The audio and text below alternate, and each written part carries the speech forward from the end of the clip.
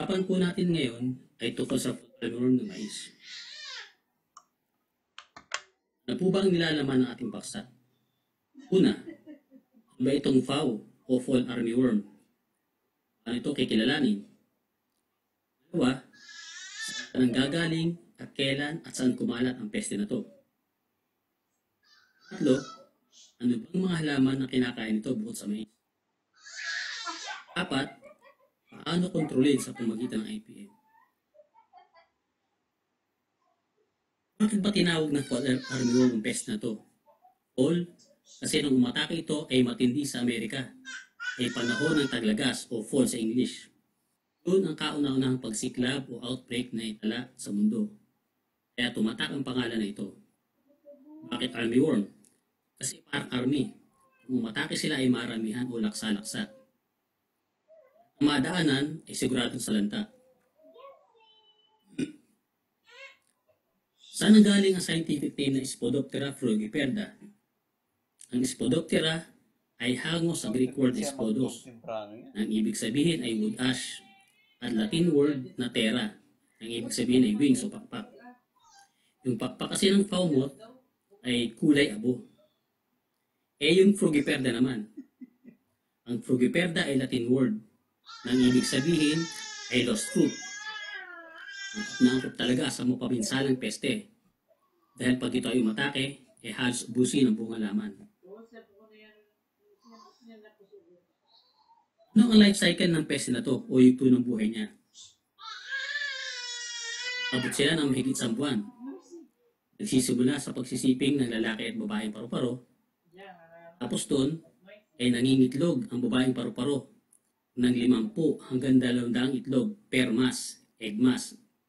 So, total, pwedeng umabot ang hanggang 2,000 ang itlog na kayang iitlog ng babaeng FAO moth. Sa loob ng 2 hanggang 3 araw, magsisimula ng upisa ang mga itlog at magsisimula ng manginain. Ang mga uod ay tumatagal ng 22 days ng pag-atake sa halaman. At itong yugto na pinakamapabinsala o most damaging. Pagkatapos manginain o busog at lumaki, ay magiging uod tulog o pupa ang mga uod ng 1 hanggang 2 linggo. Ang uod tulog ay binabaw ng sarili sa ilalim lupa o dumidikit sa mga tuyong dahon o sanga. Pagkaraan 2 linggo, ay lalabas na sila sa kanilang pupa at magiging ganap na paru-paro. At babalik na ulit tayo sa cycle nila, yung life cycle nila, yung tunong buhay nila. Ang paru-paro ay kayang lumipad magdamag o overnight ng 100 kilometro at kayang umabot naman ng hanggang 1,500 kilometers sa kanyang buhay. Ang karaniwang buhay ng paru-paro ay 10 araw, pero pwede siya tumagal ng hanggang 21 days. Depende sa kondisyon ng panahon.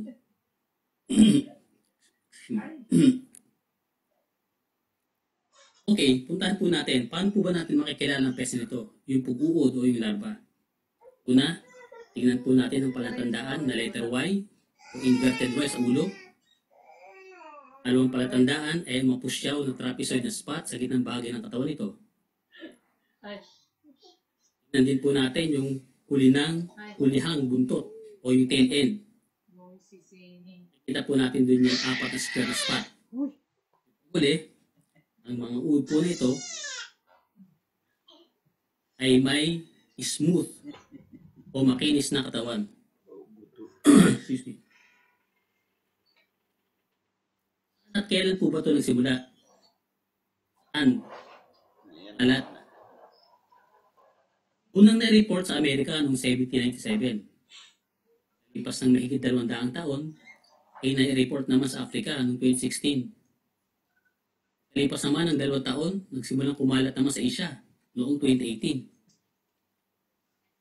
Asia may nakita ng pag-atake sa India noong 2018 at sa China noong January 2019.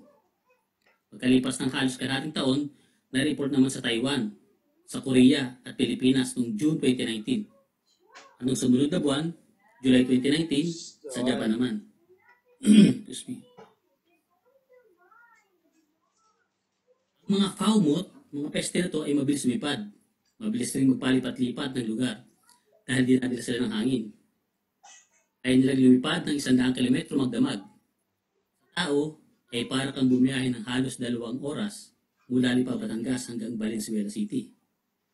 Ang maximum naman na kayang ilipad ng life cycle sa kanyang buhay ay 1,500 kilometers o halos araw 30 hours na biyahe.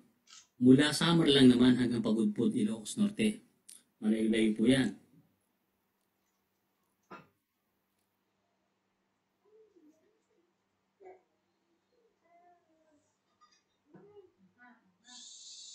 Ano po naman yung mga inaatake nilang mga halaman? Bukod sa mais, maabot po ng 80 crops. Mais, palay, sorghum, tubo, bulak, at iba't ibang klase ng gulay. Inaatake nila yung mga pudla, dahon, sanga, at bunga ng halaman. Ano po itsura ng pinsala nila?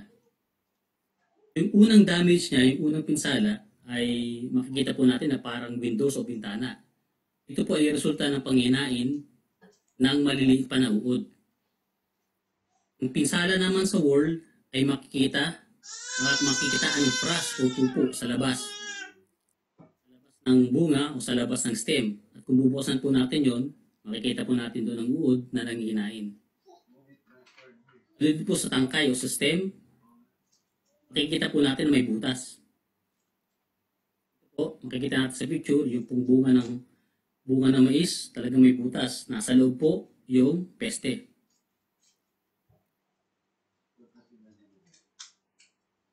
Pest alert.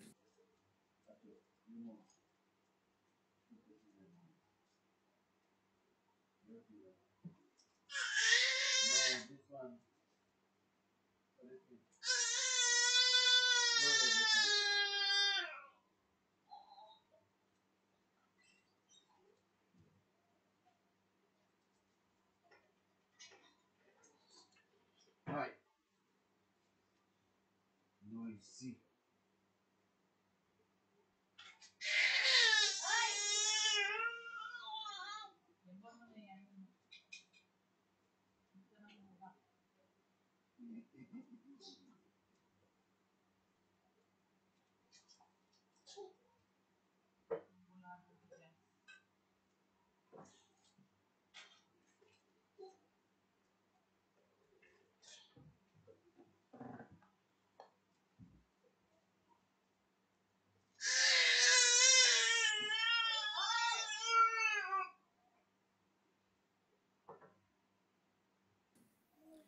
Kung ang score sa Davis scale ay 1 to 3, kaya pang maagapan.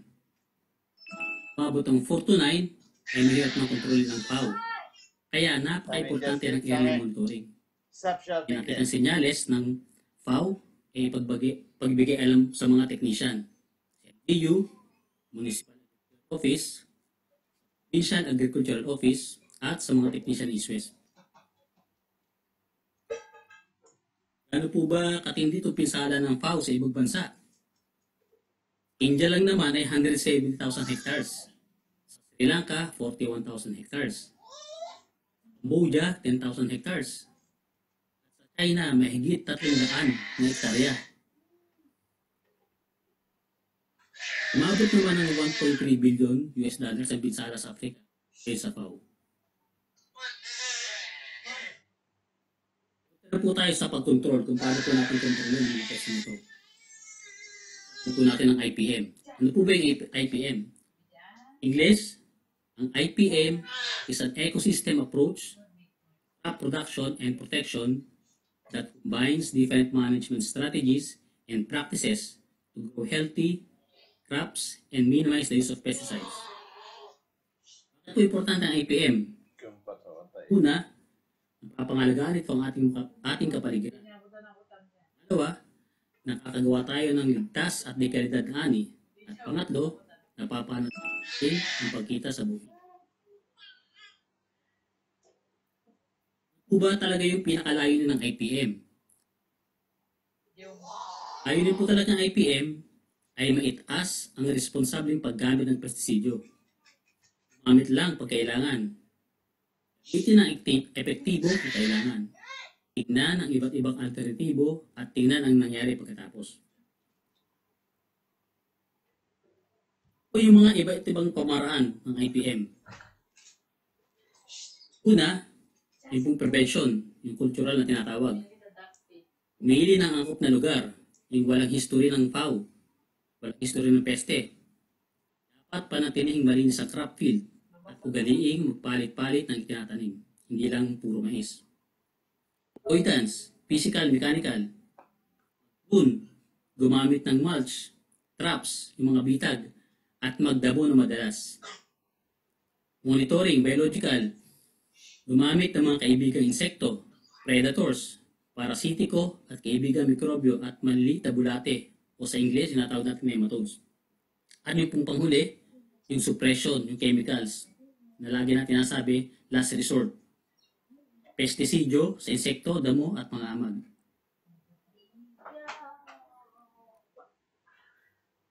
Mahalaga po yung maagang pag-monitor ng ating mga tanim, lalo sa is. Paano po ba ito ginagawa? Lumaban sa field ng pa-letter W o yung tinatawag natin na W sampling. Kuha ng 5 sampling point. Halaman bawat sampling point. Tignan kung ilang halaman ang may tama at kung ilan ang may pupo ng FAO. Dito, makakalculate natin ang score base sa Davis scale. Pag 1 to 3 ang score, kaya pang agapan. Kapag umabot ng 4 to 9, medyo mahirap na kontrolin.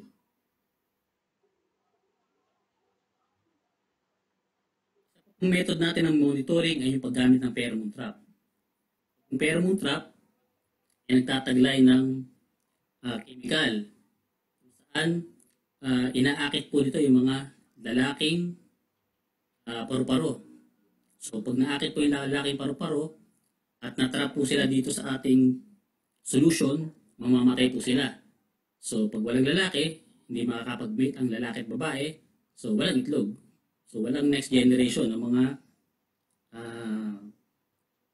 peste.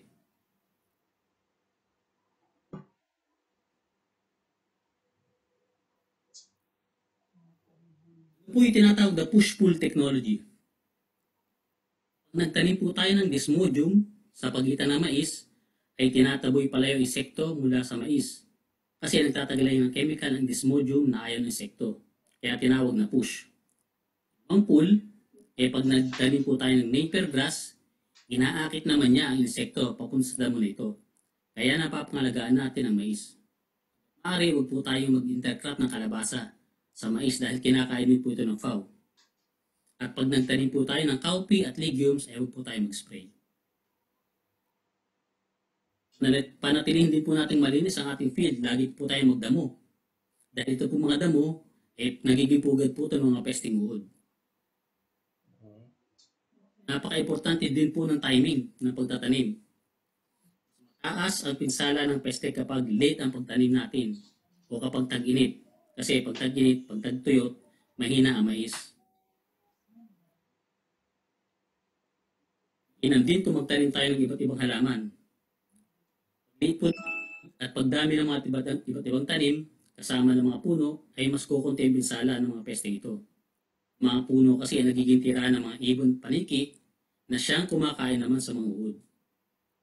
Tutulong din po ang magtanim ng marigold dahil kaya nitong itrap ang peste sa halip na lumipat sa tanim nating mais.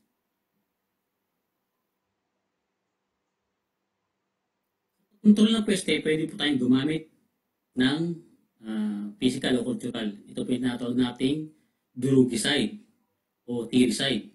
Kung nakita po tayong itlog o yung mga uod, pisain na po natin.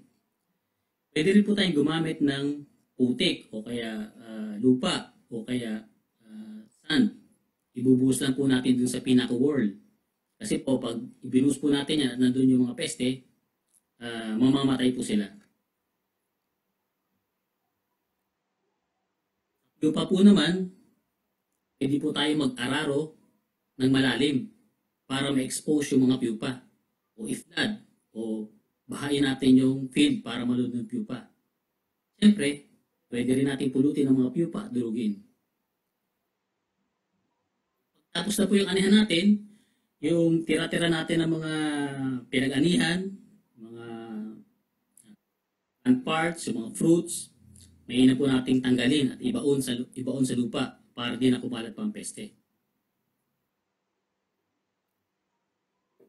Pwede rin po tayo gumamit ng neem. Ang neem po kasi ay may chemical na azadirachtin na kaya magtaboy sa peste. Naman po tayo sa mga kaibigan kulisap. Ito po yung tinatawag nating biological control. Pwede po tayong gumamit ng trichogramma. Excuse me. Saan iniitlogan nila ang mga itlog ng peste. Resulta sa pagbulok ng mga ito. So wala nang lalabas na uod. Pwede rin po tayong gumamit ng mga earwigs. Kung mga insekto na to ay kayang kumain ng halos 4 na po na uod sa isang araw. So malaking tulong po siya sa atin. Pwede rin po tayong gumamit ng mga mikrobyo, mga tinatawag natin microbial insecticides. Meron po tayong Beauveria bassiana, Bacillus thuringiensis at Metarhizium anisopliae. Example po ito yung Bacillus thuringiensis. Kapag ito po ay nakain ng uod, na nila, magre-release po ang toxin na siya ang kamamatay ng mga peste. Ito na po yung lagi natin sinasabi na last resort, yung chemicals. Paggamit po nito ay ganito.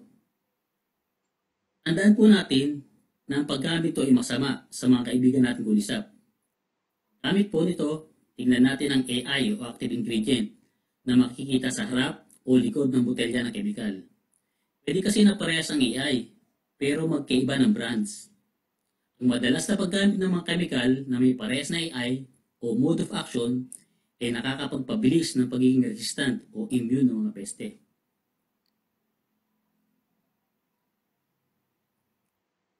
Meron po naman tayong smartphone. Ngayon po, available ata to available pa lang sa Android. Kung may smartphone po tayo, pwede po natin i-download ang IRAC, yung Insect Resistance Action Committee app, kung saan makikita natin ang mga grupo ng mga pestisidyo para maiwasan ang mabilis na pagka-immune ng mga peste. I-recommenda na gumamit ng 3 modes of action lamang sa isang cropping season. Ano po tayong halimbawa? Meron pong popular na, ito pong halimbawa ito ay popular na pangontrol sa uod. So makikita po natin na yung chlorantraniliprol at flubendiamide ay parehong grupo lamang. Grupong 28. Kaya di pwede pagsabayin. Ito naman po tayo sa high-tech. Pwede rin po tayong gumamit ng agricultural drones. Nababalita natin. Siguro alam niyo naman na mayroong military drones. Meron ding agricultural drones. Ano ba benepisyo nito? Unang-una, ligtas gamitin. Dahil hindi na tao nag-spray yung drones na. Pinapalit din po nito ang mga droplets ng chemical, kaya mas epektibo. At kaya din ito mag-spray ng 14 hektarya sa isang oras. Imagine nyo kung gaano ka-effective to. At yung malakas na hangin na nanggagaling sa propeller nito ay nakatutulong naman sa hindi pag-anod ng chemical, kaya diretso sa laman.